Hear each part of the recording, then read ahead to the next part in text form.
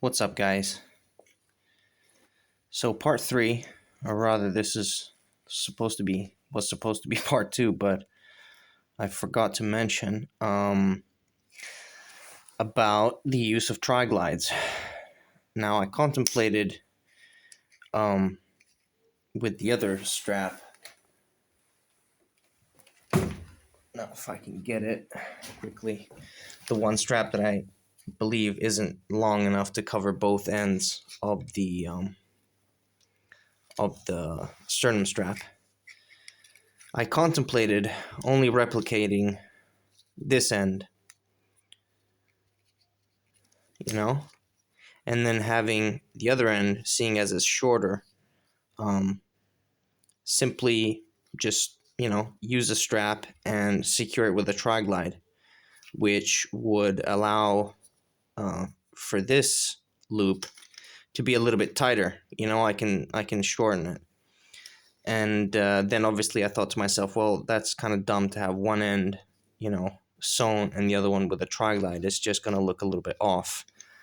Plus, the thing to mention is the sternum straps would be literally only good with Alice gear or Alice compatible gear, simply because of the quick release system.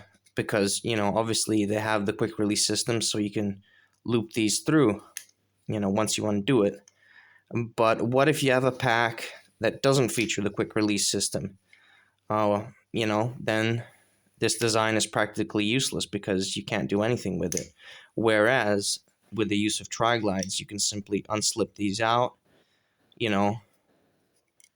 and adjust it to however, you need the thickness or the width, in this case, to be, and then secure it via the tri-glide. So that might be potentially a better option. But at the same time, I still prefer to have these sewn, at least at this end. I would prefer to have it sewn. Because this sternum strap, for example, this is a cheap sternum strap that I got off eBay. Still decent quality, but the webbing is definitely really, really cheap. Really chintzy. The buckle is decent quality, but yeah, the webbing is kind of lacking. It's okay-ish. I mean, it's better than nothing, but, it's not really ideal. But as you can see, they work with tri-glides, and I've used these so far, on my Alice packs, and they worked well. And should I need to use it on a different pack that doesn't have quick release buckles, I'll probably end up using these, whereas those will be finalized to be used only with Alice gear, or only with Alice packs, or Alice straps, or anything that has a quick release system, so as to be able to thread this through. So what can I say, guys? I'm still contemplating. I mean, I think I'm gonna go through with just replicating this sternum strap as it is, because I have a few Alice packs that I could use this on. However, for future projects, which I'm planning, because I ordered another set of buckles to repair an Alice pack with, and I'm going to have an extra buckle, or in fact 2 extra buckles to work with. I'm still contemplating whether I should actually go for this design, because I could probably use less webbing, or at least, I don't know, that's the thing. Maybe less webbing on one end compared to the other, but maybe just about the same on the other end. But it might help. It might actually be a more effective sternum strap, more versatile sternum strap, rather than having the Alice sternum strap design.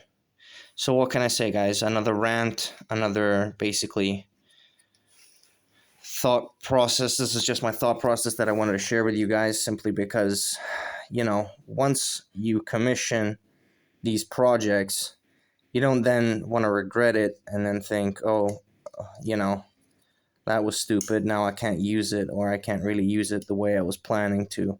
So that's the thing. I need to.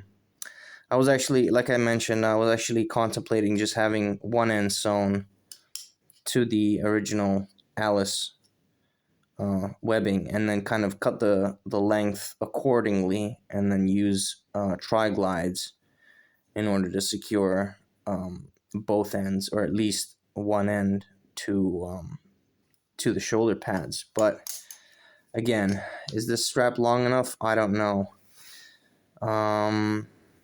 We might find out in the near future, because as I mentioned, I'm gonna have some more buckles to work with, and at that point, I'm gonna stick with the standard Alice design for this buckle. But for the future buckles, I might still, because I want to do something with them, and I've got this extra webbing, so I might go for this design right here.